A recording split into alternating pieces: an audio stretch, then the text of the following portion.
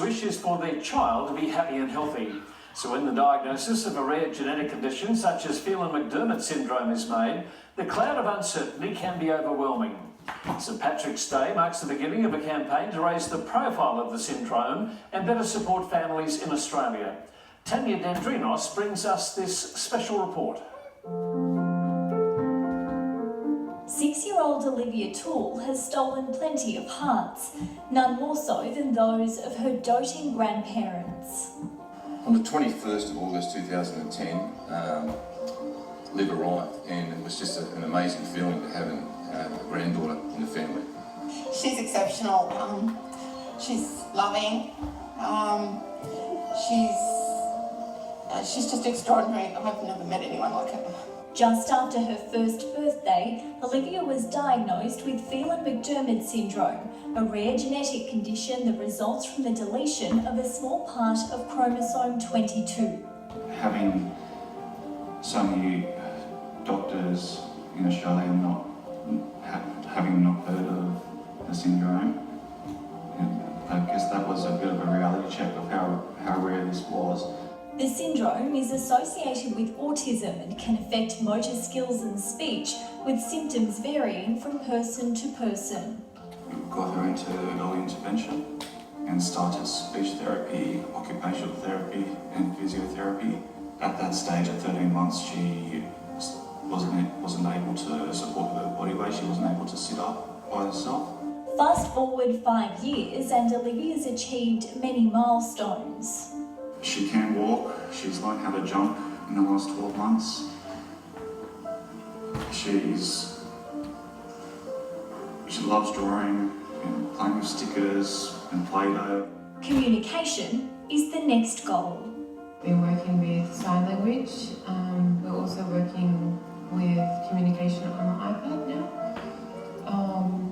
We have recently heard some sounds coming out, so it's very exciting. Simple things in life, like saying I love you mum or I love you dad, I think it gets taken for granted. For us, those words would just mean everything to us.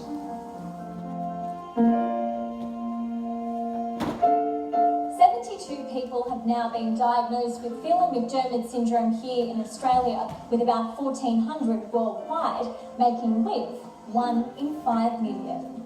In 2014, Megan and her family established the Australian arm of the Phelan-McDermid Syndrome Foundation, and shortly after attended their first international PMSF conference in the US.